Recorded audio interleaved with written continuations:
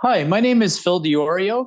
Today is September the 18th, 2023, and today I'm going to give an update of the NCM Core Global and Core International portfolios. So, starting off with the macro, talking a little bit about the markets here. There's been a big rebound in 2023 after last year, the declines that we saw across various markets. So on a year-to-date basis, seeing markets up across the board around the world, led by Japan with the Nikkei 225 up about 30% on a total return basis. S&P 500 up about 17%.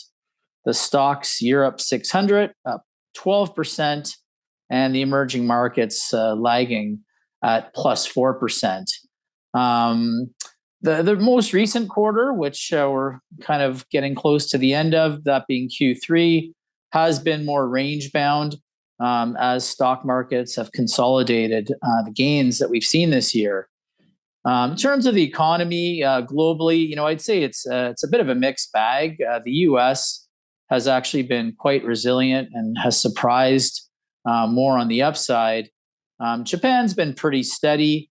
And more softness in Europe and in China. China's still dealing with a bit of an overhang from the issues in their real estate sector, and the reopening of that economy hasn't gone quite as positively as what was expected at the beginning of the year. And I think Europe, given its geographic proximity, has also lagged and been soft on the back of the China reopening.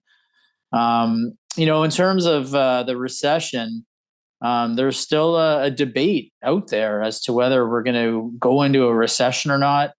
Our opinion for quite some time has been that if we do go into a recession, it's going to be a mild one. So that's sort of our thoughts on the macro. In terms of what we're seeing out there, what we're hearing, this recession debate and the narrative around that does appear to be fading.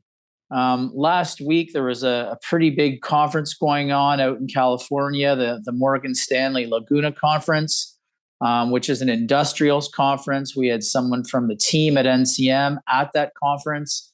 And, one of the key takeaways from that conference was that a lot of companies were talking about inventory destocking nearing its end. I view that as a positive thing, because what's going to end up happening is you're going to have to go into a restocking cycle at some point next year. And that's going to be positive for the global economy, because we've had a lot of destocking across a lot of different sectors and industries.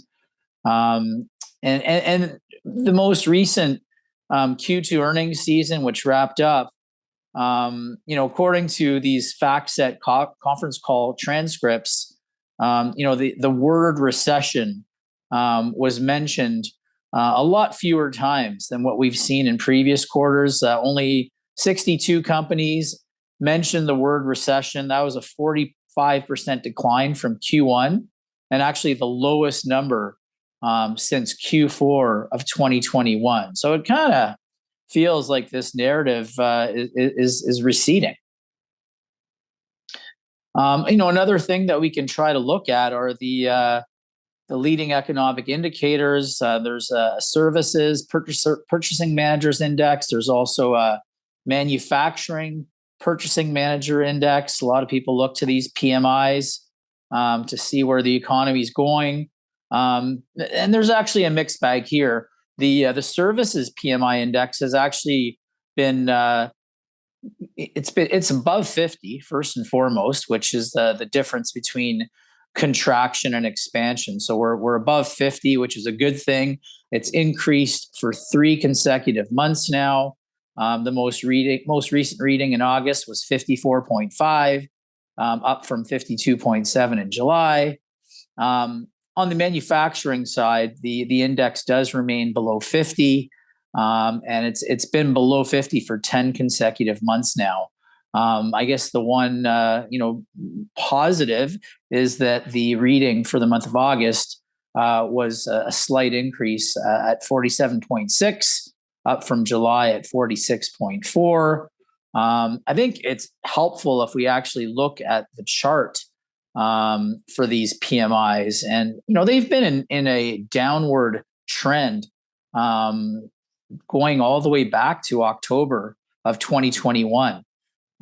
So it's kind of confusing because there's been different parts of the economy that have done well and others that have not done well. And I think COVID has been a bit disruptive to the typical cycle because it seems like a lot of different sectors are going through their own cycles at different times. But for me, when I look at this chart, it looks like we've been in a downtrend for quite a long time.